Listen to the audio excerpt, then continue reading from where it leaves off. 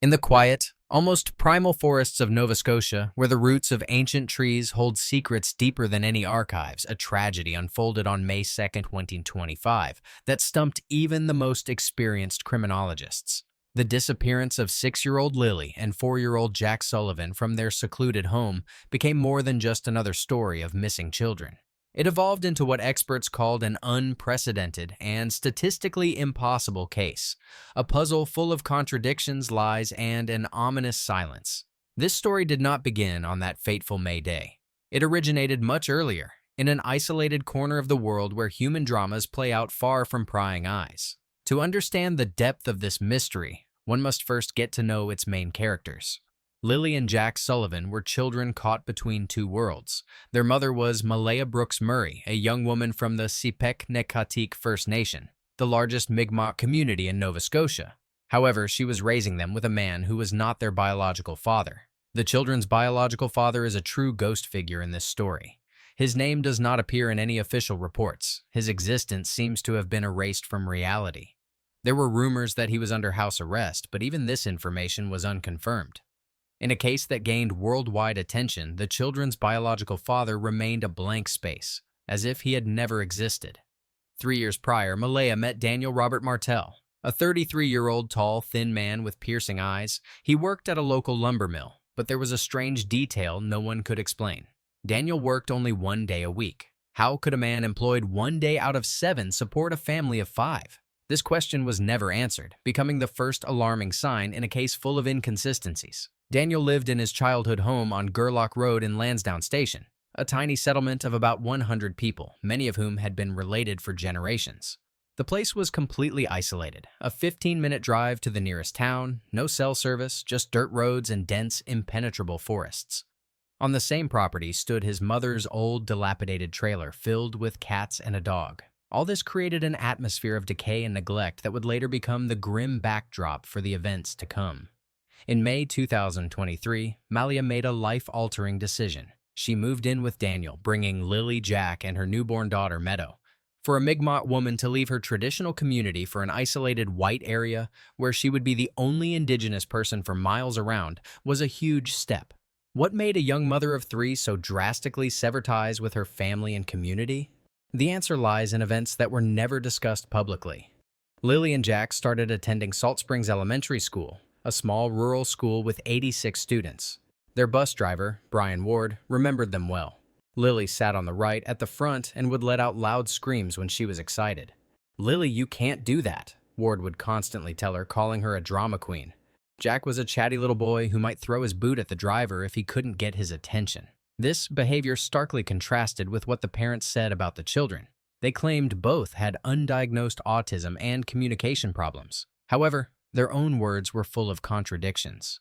The mother, Malaya, they're very talkative. They talk to everyone. They'll talk you to death. The aunt, on the biological father's side, the children don't talk at all. The parents, in another interview, they're not shy, but they don't talk much.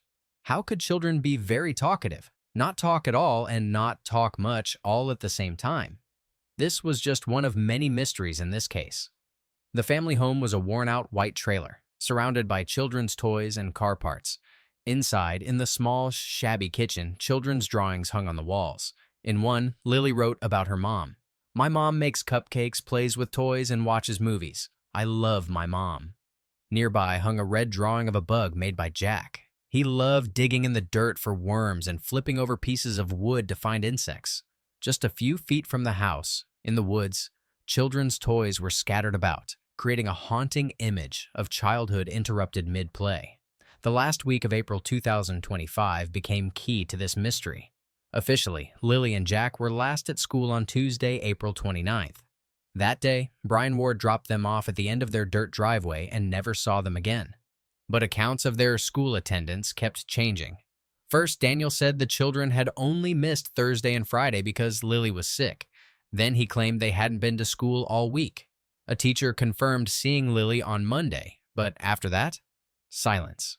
The period of 48 to 72 hours between the last confirmed sighting of the children at school and the moment of their disappearance remains a blank spot. No one, except family members, saw the children from April 29th until the morning of May 2nd. The police never disclosed whether anyone else had contact with the children during these critical days. What happened in these lost hours?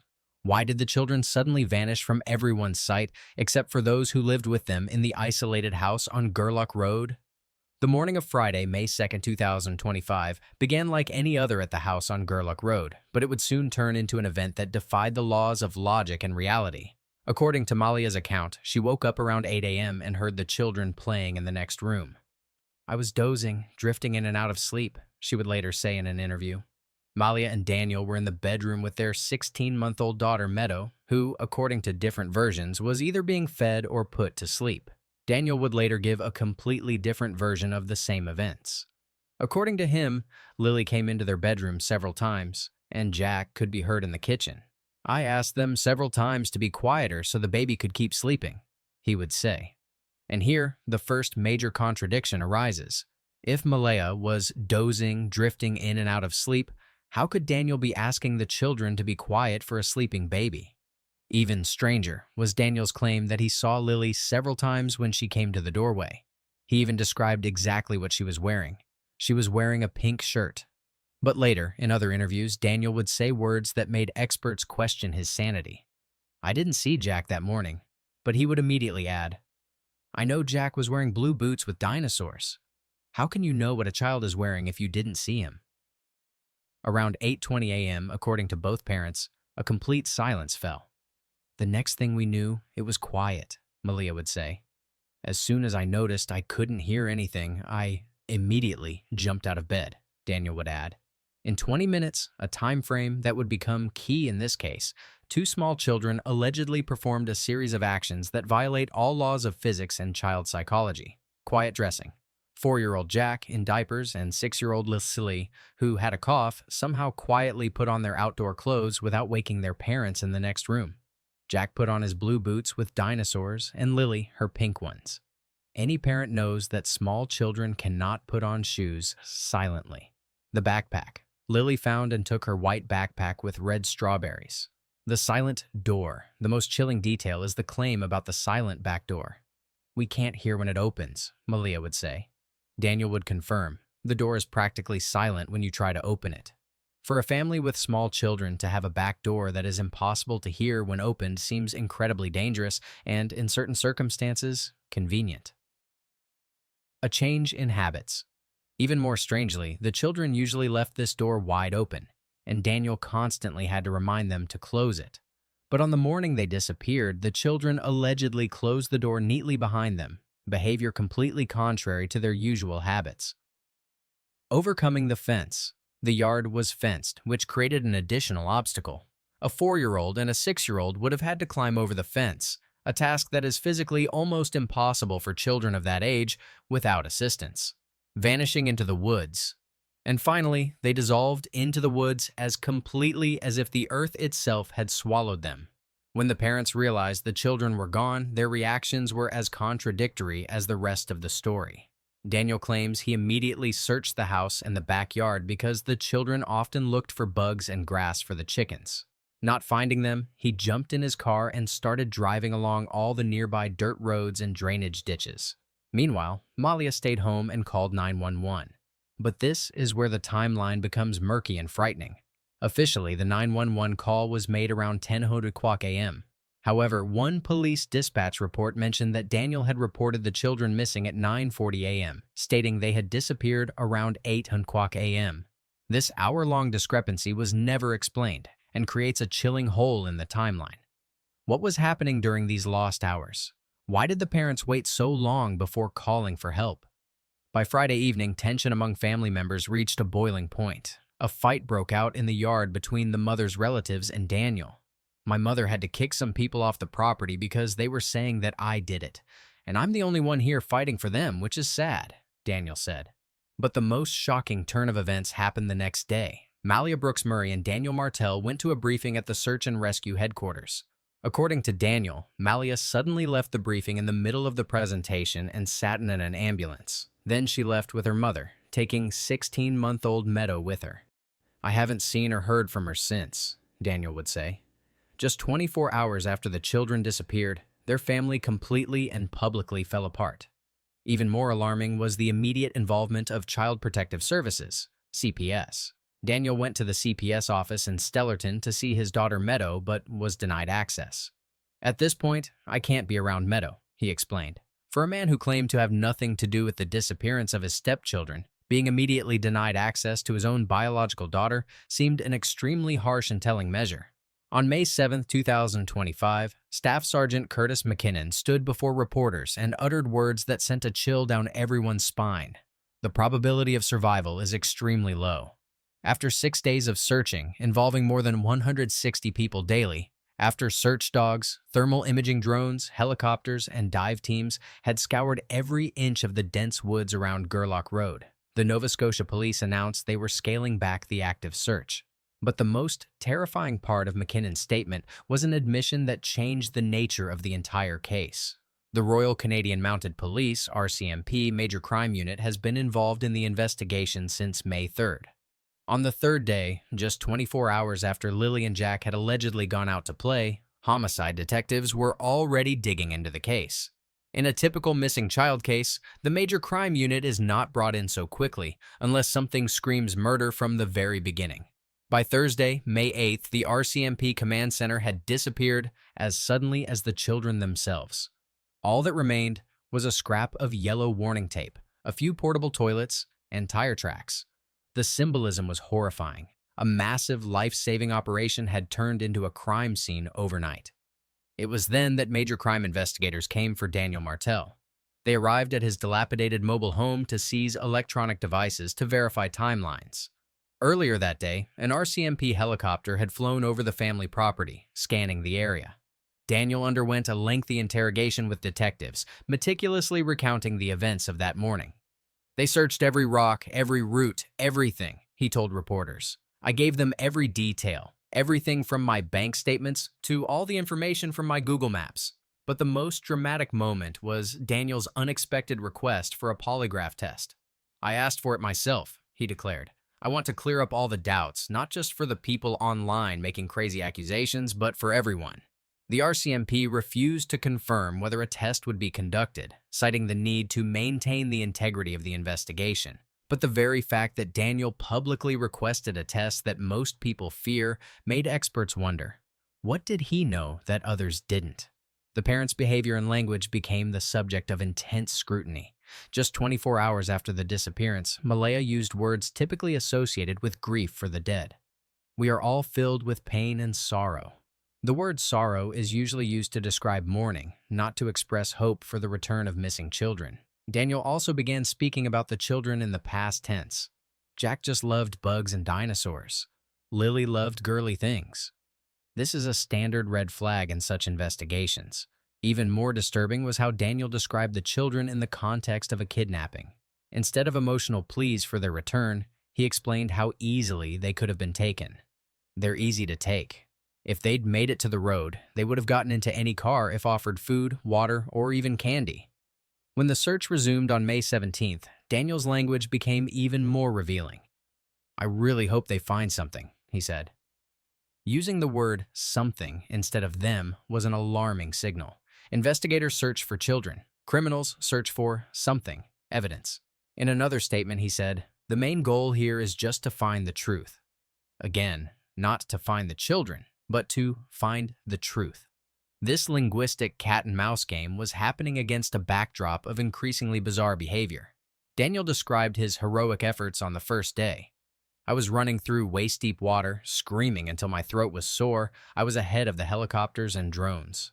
But in all his interviews, he appeared clean, calm, and showed no signs of the physical exertion he described. The search operation was unprecedented in its scale.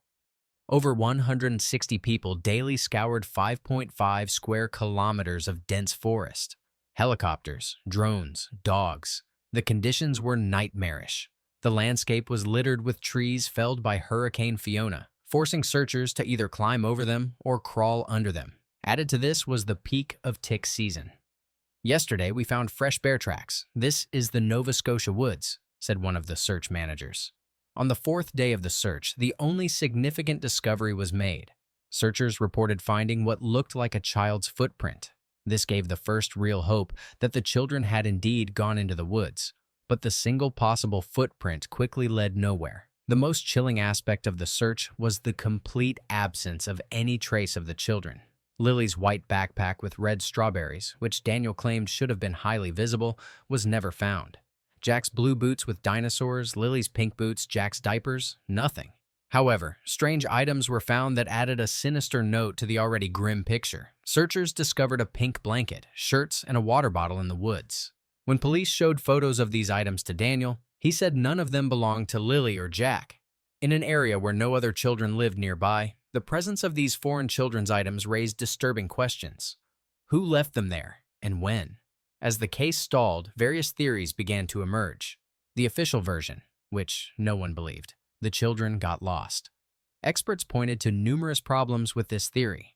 Children of that age rarely wander so far, and the complete lack of a trail was statistically impossible. Kidnapping, Daniel's version. Daniel publicly promoted the kidnapping theory, calling for the search area to be expanded to provincial borders and airports, but police stated there was no evidence of a kidnapping, and no Amber Alert was issued. An accident. Some suggested the children might have drowned or had another accident. This would explain the underwater searches, but not the complete absence of bodies or belongings. The darkest theory. The children were killed by a family member. The early involvement of the homicide unit, the parents' strange behavior, and numerous contradictions all pointed to this version. One of the most telling moments occurred on May 13th.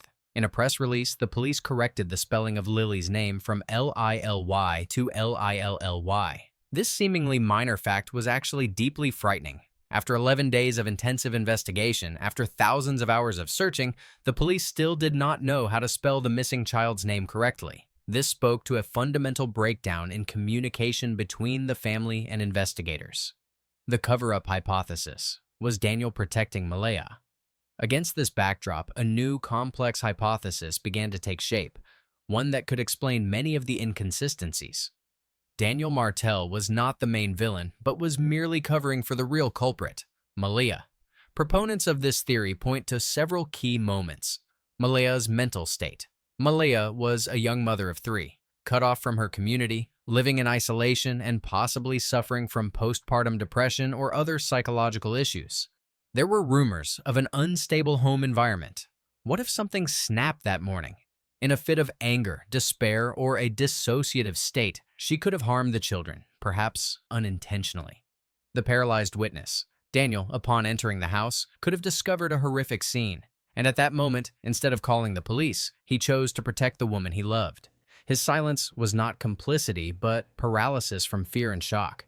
Together, they could have concocted the story of the silent door and the walk in the woods. The mother's arrival as a catalyst. This fragile pact of silence crumbled when Malaya's mother arrived on the afternoon of May 2nd. With her appearance, Malaya completely cut off contact with Daniel and the outside world. Feeling abandoned and left to face the investigation alone, Daniel began to change his tactics.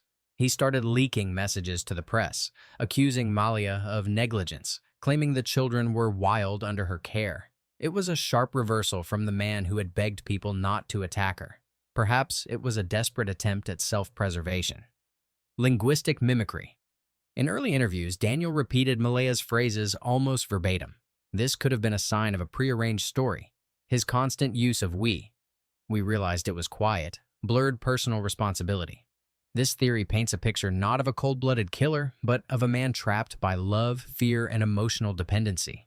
He might have been unable to see Malaya as a threat, even if the facts screamed it. Weeks turned into months.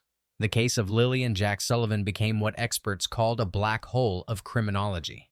Every aspect of it violated established patterns. Involvement of the homicide unit on the 3rd day, a 48-hour gap in sightings before the disappearance, contradictory medical diagnoses of the children, the story of the silent door, and 20 minutes of impossible actions. The family's collapse within 24 hours, a complete lack of a trail despite massive searches.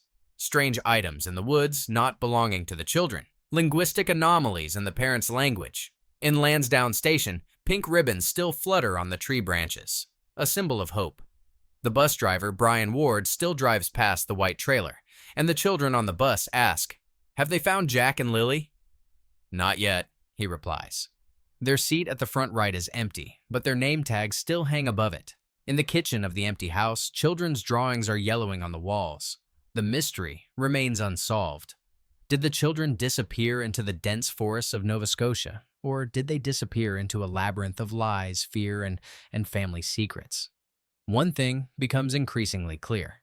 In the case of Lilly and Jack Sullivan, reality itself has become a suspect. The children didn't just go missing. They dissolved into an anomaly so deep that it challenged the most basic laws of physics and logic.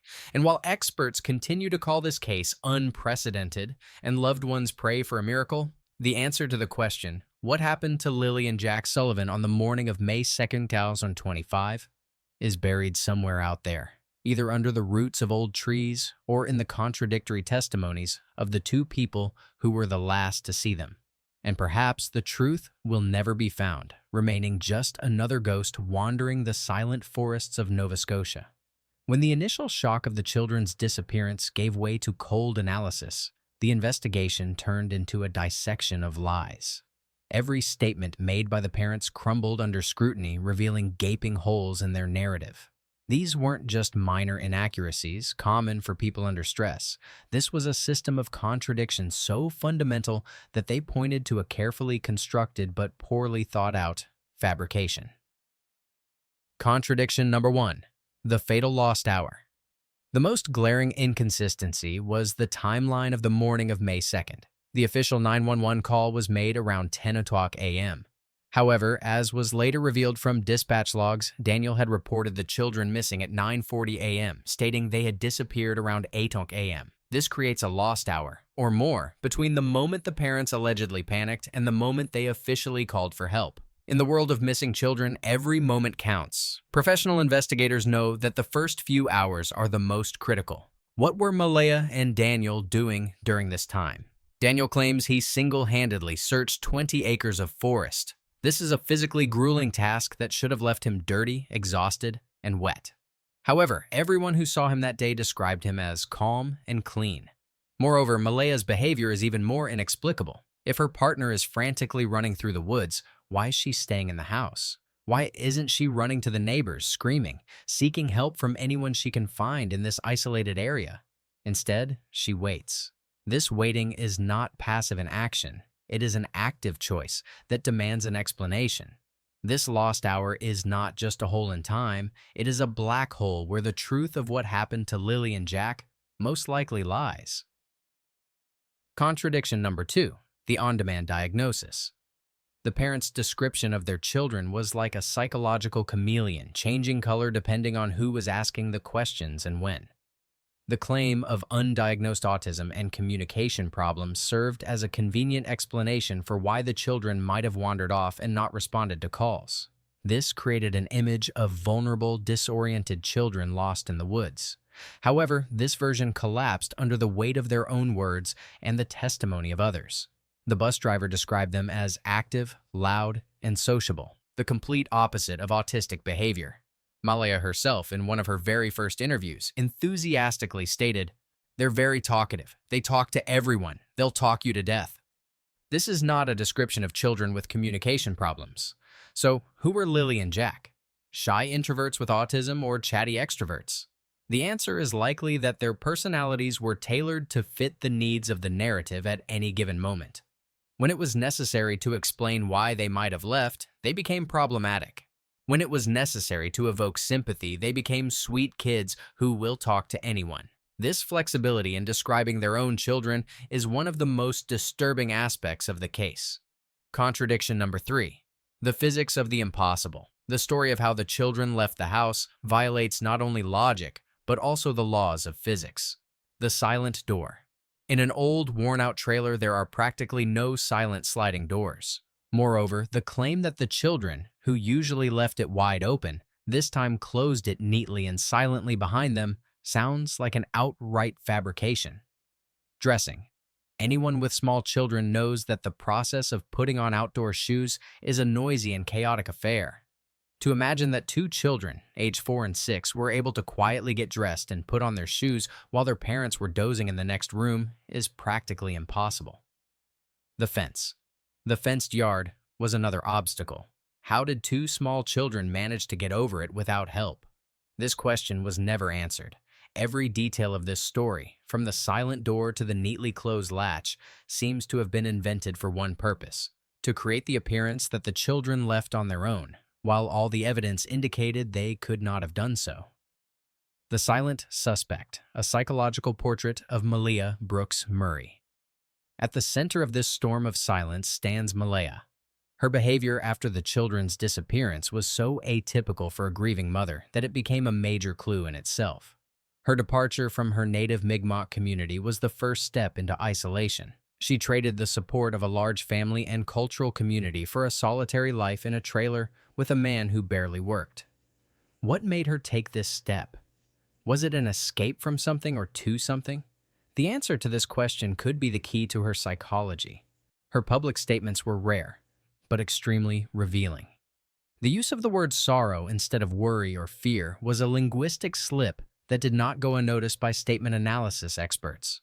Sorrow is an emotion associated with irreversible loss. Her subconscious may have already known what her conscious mind was trying to hide. Then came her sudden and complete disappearance from the public eye after her mother's arrival. She stopped responding to messages from the children's paternal grandmother, blocked Daniel, and completely handed over control of the situation to her mother. This move can be interpreted in different ways. Perhaps she was broken by grief and needed her mother's protection. But a more sinister interpretation is that her mother arrived to take control of a situation that was spiraling out of control and to make Malia be quiet to avoid saying too much. While Daniel was giving interviews, crying on camera, and participating in the public drama, Malia remained silent. This silence was deafening. In most cases of missing children, parents use every opportunity to appeal to the public, to potential abductors, to keep the story in the news. Malia's silence was not just an absence of words. It was an active refusal to participate in the search for her own children. Protector or accomplice? An analysis of Daniel Martel's behavior. Daniel's role in this drama is the most complex and multifaceted. He was the public face of the tragedy, but his actions and words raised more questions than answers. The economic riddle. His employment, 1 day a week, is not just a biographical detail. It is a central mystery. How did a family of 5 survive on a 1 day a week salary? This question was never asked directly in interviews, but it hung in the air. Did he have other unofficial sources of income? Rumors of strange activity and frequent visitors to their isolated homes circulated in local online communities. Although Daniel denied hosting parties, the question of his financial situation remains open and could point to a hidden side of their life that might have been a catalyst for the tragedy. Linguistic self-sabotage. As mentioned, his language was full of red flags. The use of the past tense, the focus on his own suffering, "my throat was sore," rather than on the children, replacing the word children with something or truth. These are all classic signs of deception in statement analysis. He spoke like a person who knows the children will not be found alive and is trying to create an image of both a victim and a hero. The dramatic reversal. The turning point was the arrival of Malia's mother. Until that moment, Daniel and Malia seemed to be sticking to a single story. Afterward, their fragile alliance collapsed. Daniel's campaign of leaking, compromising messages about Malia looked like a desperate attempt to shift blame. It was as if he were saying, "If I go down, I'm taking her with me." Or perhaps he was trying to create an image of himself as a victim of her negligence to secure custody of their shared daughter, Meadow. His public pleas to not attack Malia seemed hypocritical in light of his behind-the-scenes actions. He defended her in public while stabbing her in the back. The scale of the search operation was enormous, but its result was zero, and this is perhaps the most compelling piece of evidence of all. Search and rescue experts agree. 2 small children, especially in terrain as difficult as the post-Hurricane Nova Scotia woods, cannot disappear without a trace. They would have left clues, scraps of clothing, footprints, discarded toys, broken branches. Lilly's backpack, which Daniel said was bright and noticeable, should have been found. Jack's diapers, another item that would have been hard to miss. The complete absence of any physical evidence belonging to the children can mean only one thing: the children were never in that forest. The searchers were looking for living or deceased children who had wandered from home. But what if they were looking in the wrong place? What if the tragedy occurred inside or near the house, and the story of the walk in the woods was just a smokescreen?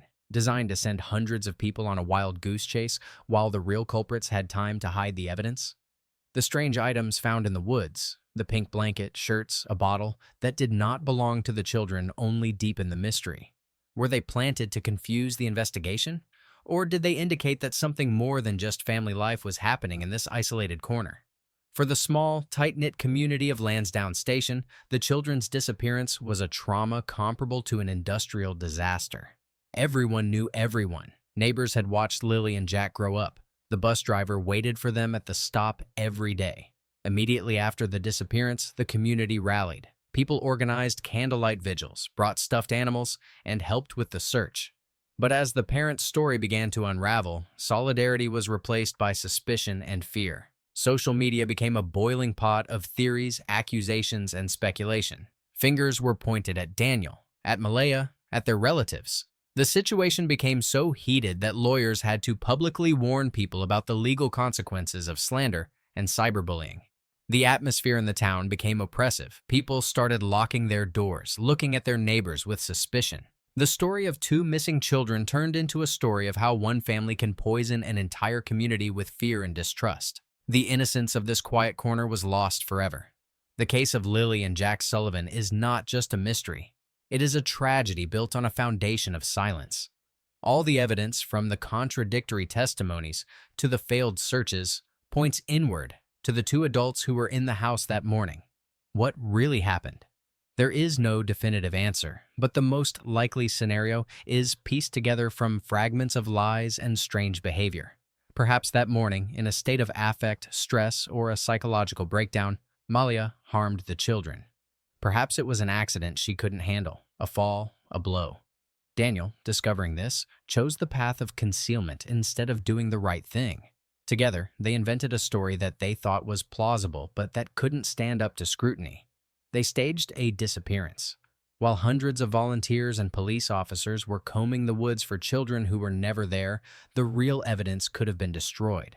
The children's bodies, if they died, could have been hidden in a completely different place, far from the search area. The case of Lily and Jack Sullivan will remain in the history of criminology as an example of how human psychology can be more complex than any detective novel.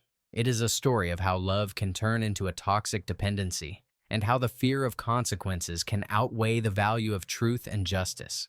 And as the pink ribbons flutter in the wind, as children's drawings hang on the walls of an empty house, and as the invisible shadows of two small passengers lie on the bus seat, the main question remains unanswered. Not where are Lily and Jack, but when will those who know the truth finally speak? But with each passing day of silence, that hope fades, leaving behind only a cold, bitter void and a mystery that may never be solved. As the official investigation shifted from an active phase to a quiet, methodical siege, another, no less fierce battle came to the forefront: the War of the Families. On one side was Malaya's family, the Brooks-Murray clan, which built an impenetrable wall of silence around itself. Led by Malaya's mother, they became an unbreachable fortress. No comments to the press, no contact with Daniel's family, no public appeals. Their strategy was clear: a complete information vacuum. This silence was so absolute that it looked like an admission of guilt, or, at least, an admission that they had something to hide. On the other side was the Martel clan and their allies. They chose the opposite tactic: public defense and counterattack. They were active on social media, gave interviews to local bloggers, and defended Daniel. The most striking episode of this war was a now-deleted Facebook livestream hosted by Daniel's cousin. In an emotional, rambling speech, she fiercely defended her brother, calling him a broken man who has lost everything. But then, she went on the offensive, unleashing a barrage of accusations against Malaya and her family. She claimed Malaya was unstable, that she neglected the children, and that her family was now hiding her to cover up the truth. This livestream was a bombshell. It divided an already fractured public opinion into two warring camps. Some saw it as confirmation of Malia's guilt. Others saw it as a clumsy and desperate attempt by the Martel family to deflect suspicion from Daniel.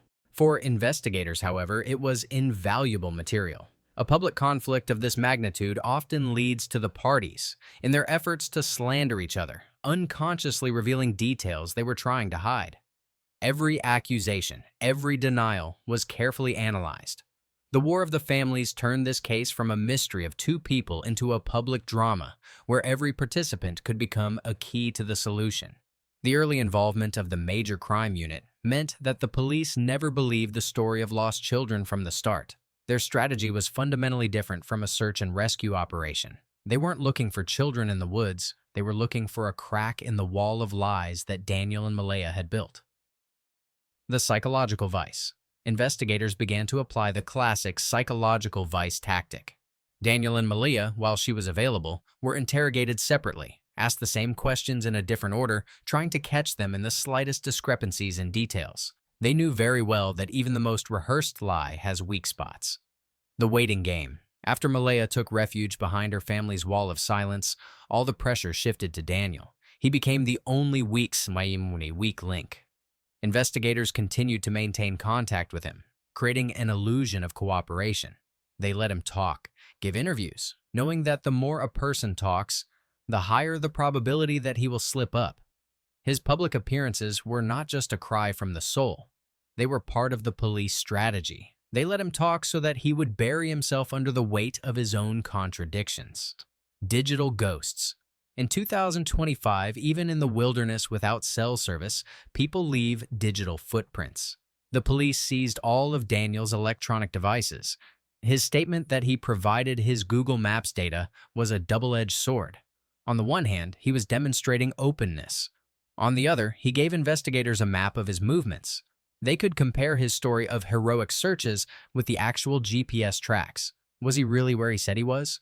Or was his phone during the lost hour at home or moving along a route leading to a completely different place, perhaps to where the evidence was hidden?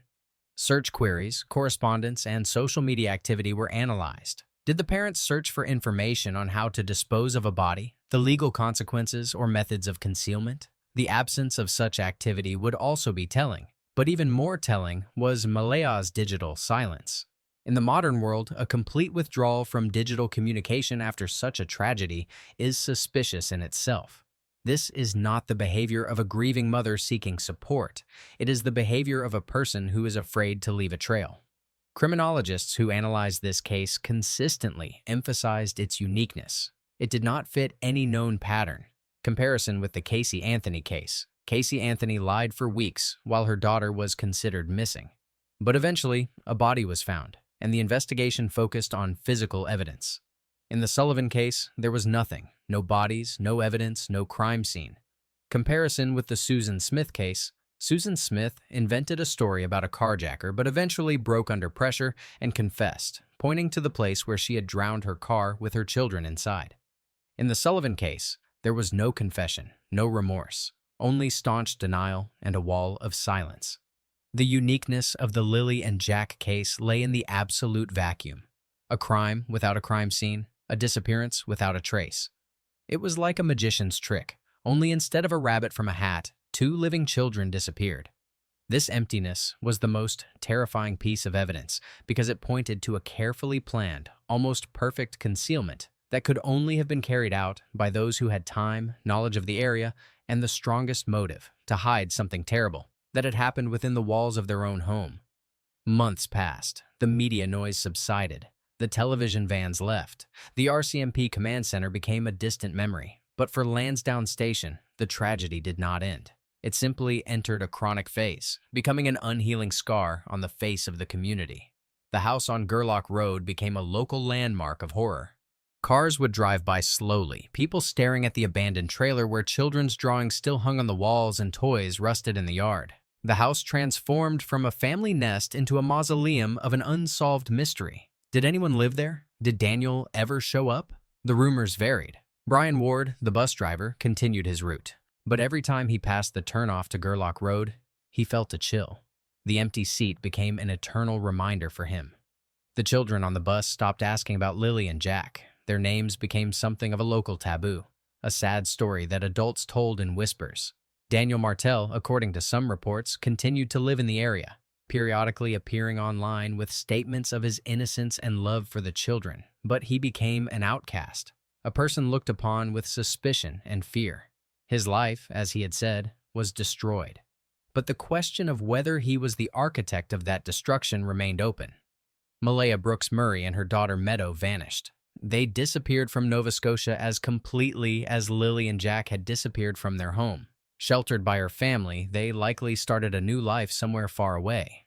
But can you start a new life when such a shadow follows you? For the investigation, the case went cold. This does not mean it was forgotten. It means it sits on a shelf, waiting for that one piece of evidence, that one phone call, that one confession that might come in a year, 5 or 20. The police are waiting for one of the keepers of the secret to no longer be able to live with the burden. In the end, the story of Lilly and Jack Sullivan became a dark parable about how the most terrible evil is not the monster that hides in the woods, but the silence that settles in a home. It is a story about how the absence of answers can be more agonizing than the most terrible truth. And, until this silence is broken, the souls of 2 small children will remain hostage to lies, and their pink ribbons will continue to fade in the wind like a hope that is slowly dying. At the center of this tangled drama, like a quiet, almost invisible anchor, was the 3rd child, Meadow, the 16-month-old daughter of Daniel and Malaya. Her existence is not just an additional detail. It is possibly the fundamental motive explaining the initial pact of silence between the parents. For investigators and psychologists, the presence of a shared biological child in a couple whose other children have disappeared under suspicious circumstances changes the entire dynamic. Lilly and Jack were Daniel's stepchildren. Meadow was his flesh and blood. For Malaya, Meadow was the only child connecting her to Daniel. This created a powerful, albeit toxic, bond. In the first hours after realizing the tragedy, whether it was the result of malicious intent or a monstrous accident, the main goal for Daniel and Malaya may not have been justice for Lilly and Jack, but the preservation of Meadow. The threat of CPS intervention was not just likely, it was inevitable. In the eyes of the law, they were 2 adults under whose care 2 children had disappeared. Any admission of negligence, let alone something worse, would have meant the immediate and most likely permanent removal of Meadow from the family. Thus, the story of the walk in the woods was not just a lie to avoid prison. It was a desperate, hastily constructed raft on which they were trying to save their last family tie, their shared daughter. The initial unity of their testimonies, the linguistic mimicry, the use of we, all of this could have been dictated by this common primal fear of losing Meadow. They created a united front not out of love for each other, but out of love, or a sense of ownership, for their only shared child. It is in this context that the subsequent collapse of their union becomes perfectly logical. When Malaya's mother took her away with Meadow, Daniel lost everything. He lost not only Malaya and the illusion of a family, but also, most importantly, access to his daughter. At that moment, the pact of silence lost all meaning for him. His motivation shifted from preserving the family to personal survival and the fight for his daughter. His attacks on Malaya, his attempts to portray himself as a victim of her negligence, all of this can be seen as preparation for a future custody battle. He was trying to prove to the system that he was the good parent and she was the bad one, and therefore Meadow should be with him. The tragedy of Meadow is that she became not only a witness, albeit an unconscious one, to the disappearance of her brother and sister, but also a pawn in a brutal game of survival between her parents. Daniel's statement that he voluntarily took a polygraph test and that its results were good in my favor is one of the most revealing moments in this entire story. To the layperson, this sounds like convincing proof of innocence. To an experienced investigator or criminal psychologist, it is a classic maneuver that says a lot, but not about the truth. First, a polygraph is not a lie detector. It is a device that measures physiological responses, pulse, breathing, perspiration, to the stress caused by questions. The results can be wrong. They can be cheated, especially by psychopaths who feel no empathy or stress. And they are not admissible as direct evidence in court in most jurisdictions, including Canada. Second, the psychology of this move is more complex than it seems. Innocent people often fear the polygraph because they are afraid their nervousness will be misinterpreted as lying. Guilty people, especially those with narcissistic traits, often volunteer for the test. Why? Creating an illusion of cooperation. It is a powerful move to show the investigation and the public. I have nothing to hide. I am willing to do anything to prove my innocence. Confidence in their ability to deceive. Some criminals believe they can beat the machine by controlling their reactions. A bluff.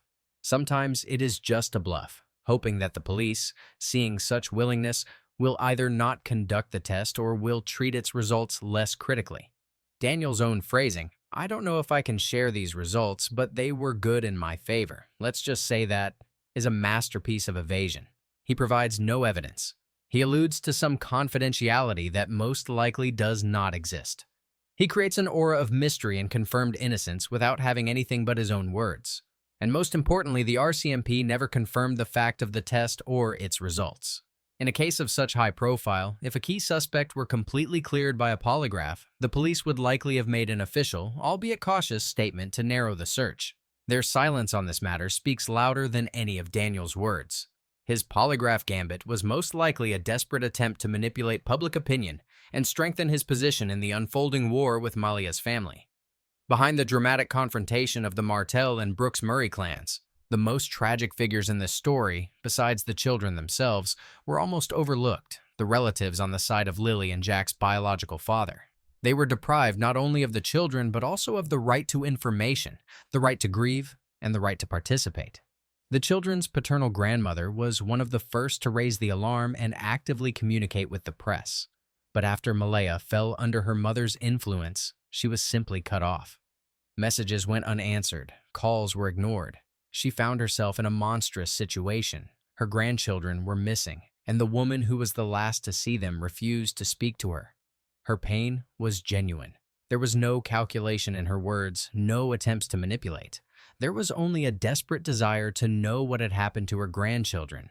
Her voice is the voice of real, unfeigned grief, which starkly contrasts with Daniel's rehearsed and contradictory statements and Malaya's icy silence. The exclusion of this part of the family from the information field is another important clue. If a kidnapping or an accident had occurred, the natural reaction would have been for the entire family to unite, regardless of past disagreements. The isolation of the relatives on the biological father's side was a conscious decision, most likely made to limit the number of people who could ask uncomfortable questions and notice inconsistencies in their story. It was another step toward creating an information vacuum around the truth. Over time, the main question arises: why has no one broken? Why, despite the pressure, suspicion, and ruined lives, does the code of silence remain unbreakable? Psychologists can offer several explanations that likely work in combination. Mutually assured destruction. If both Daniel and Malia are involved, he as a concealer, she as the culprit, or both as perpetrators of negligence that led to the tragedy, then each of them has information that can destroy the other. A confession from one would immediately lead to the exposure of the other. In this stalemate, silence is the only survival strategy. The sunk cost fallacy. They have invested too much in their lie. They have survived the initial interrogations, public condemnation, and the family's collapse. To confess now would be to devalue all that suffering and guarantee a harsh punishment. Continuing to lie, however difficult, may seem psychologically less costly than admitting the truth and facing the consequences. Creating a new reality. The human psyche has powerful defense mechanisms. Perhaps over time, by constantly repeating their story, they themselves have begun to believe it on some level. A lie repeated 1,000 times can begin to feel like the truth, displacing the traumatic memories of what really happened. This unbreakable code of silence is the biggest obstacle to justice. Without bodies, without direct evidence, without a confession, the case is doomed to remain in the category of unsolved. Investigators may be 99% sure of what happened, but that last 1%, the provable truth, eludes them, locked in the minds of two people who chose to bury it, along with their children. The case of Lilly and Jack Sullivan went beyond a typical criminal investigation, touching on deep and painful themes in Canadian society.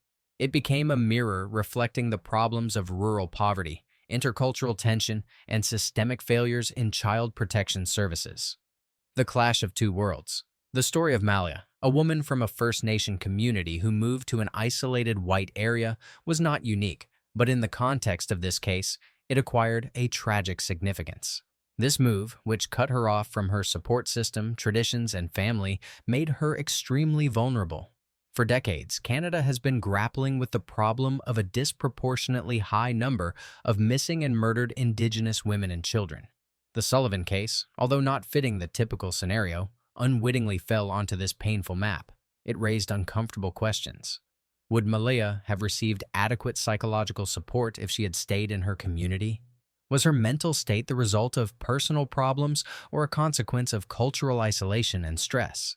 Some indigenous rights advocates cautiously suggested that the case might have developed differently if it had been investigated with consideration for the cultural specifics and traumas faced by indigenous communities.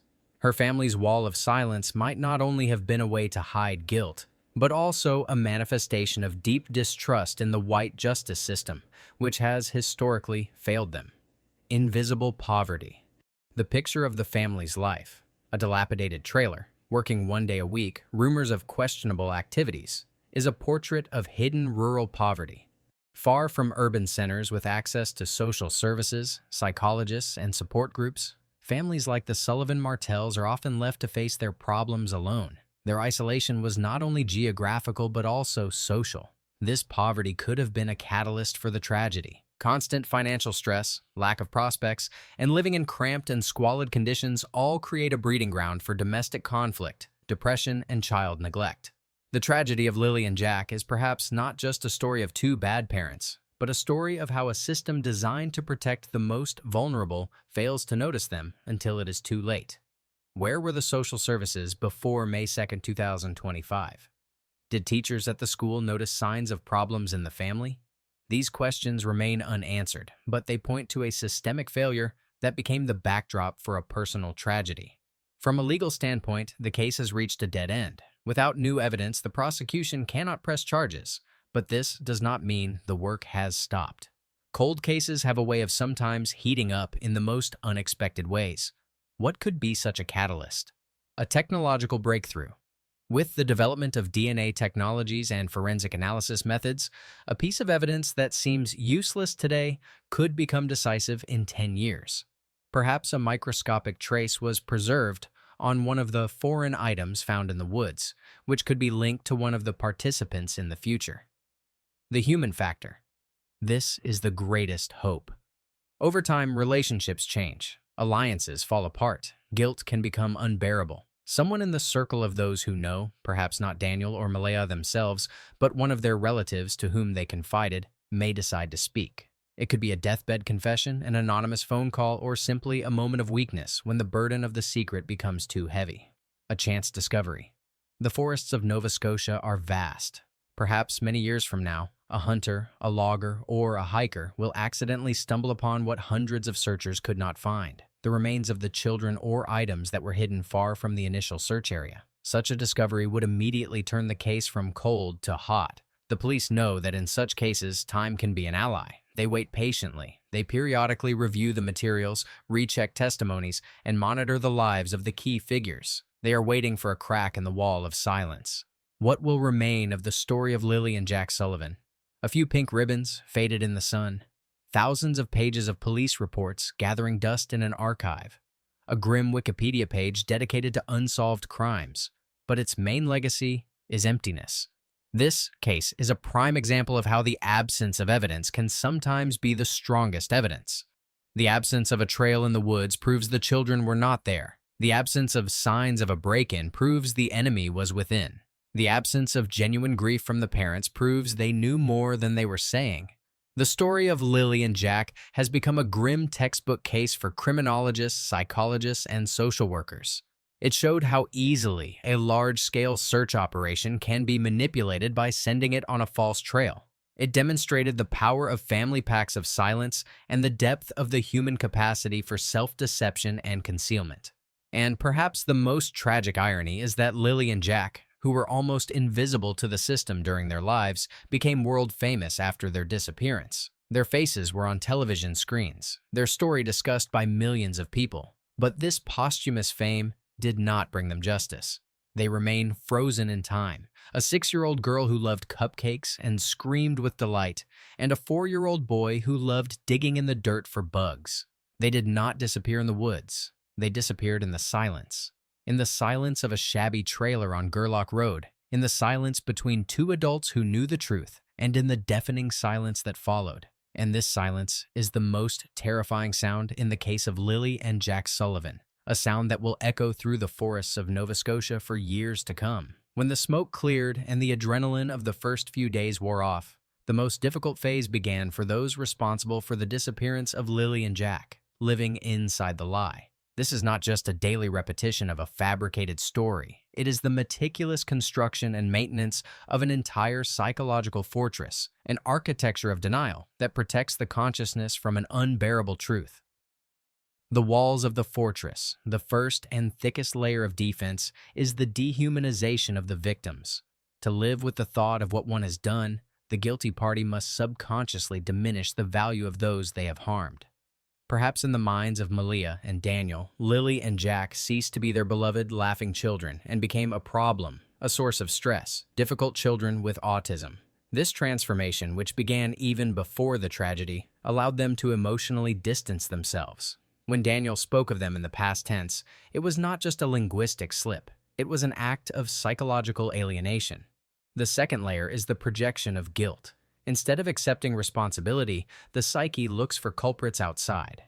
Daniel accused Malia of negligence. Malia, taking refuge behind silence, may have accused Daniel of pressure or lack of support. Both could blame external circumstances: poverty, isolation, lack of help. They could even blame the children themselves, considering them unmanageable. This projection creates the illusion that they themselves are victims, not perpetrators. The third, thinnest but most important layer is the normalization of the new reality. Life goes on. One must eat, sleep, pay bills. Over time, the brain adapts to the new norm, even if it is built on a monstrous secret. The horror of what happened is pushed into the furthest corners of the subconscious, covered by layers of daily worries. Perhaps Daniel, continuing to live in Nova Scotia, really focused on the fight for Meadow, and this fight became his new truth, supplanting the old one. Malia, starting a new life elsewhere, could have fully immersed herself in the role of a single mother to her only remaining child, trying to forget that she once had three. This architecture of denial is incredibly strong. It can withstand decades, but it has a weak spot. Any unexpected reminder of the past, a photograph, a question, a news story, can breach the wall. And then the repressed horror and guilt burst out, threatening to destroy the entire structure. This is what investigators are hoping for. The case of Lilly and Jack Sullivan, despite the lack of a resolution, taught several harsh but important lessons. Lesson number 1. Evil is banal, not theatrical. We are used to thinking that monstrous crimes are committed by monsters with a crazed look in their eyes. But this story shows that evil can be quiet, domestic, and painfully banal. It can be born not from a cunning plan, but from a series of bad decisions, from weakness, fear, and selfishness. It can hide behind the face of a tired young mother or a seemingly caring stepfather. The most terrible tragedies often happen not in dark alleys, but in the shabby kitchens of ordinary homes. Lesson number 2. The community's intuition is often right. From the very beginning, even before all the contradictions became known, many neighbors, the online community, and ordinary observers had a persistent feeling that something was wrong. This collective gut feeling, based on thousands of small observations of behavior, body language, and tone of voice, turned out to be more accurate than any official version. This case underscored the importance of listening to public intuition, which, although not proof, often points the investigation in the right direction. Lesson number 3. Justice is not always a verdict. In an ideal world, the guilty would be found, convicted, and punished. But in the real world, justice can take other forms. For Daniel and Malia, even if they escape legal punishment, their lives have already become a prison. They live in constant fear of exposure. They have lost respect, trust, and perhaps the ability for normal human relationships. They are doomed to carry this secret for the rest of their lives, looking over their shoulders and seeing a silent accusation in the eyes of others. This is not the justice that the loved ones of Lilly and Jack would want, but it is also a form of retribution, a life sentence in the prison of one's own conscience. An unfinished symphony, the finale that will not be. Ultimately, the story of Lilly and Jack Sullivan is an unfinished symphony. It has an exposition, a development, a climax, but no finale. It breaks off on the highest note, leaving the listener in a state of agonizing uncertainty. And perhaps this is its most powerful and frightening message. Some mysteries remain unsolved. Some questions remain unanswered. We live in a world where not everything has a logical explanation, where good does not always triumph, and where justice does not always prevail. The case of Lilly and Jack will forever remain in the collective memory as a symbol of the darkest side of human nature and as a reminder of two children whose short lives were cut off and their stories stolen by those who were supposed to protect them. They were not just missing, they were erased, first from life and then from the truth.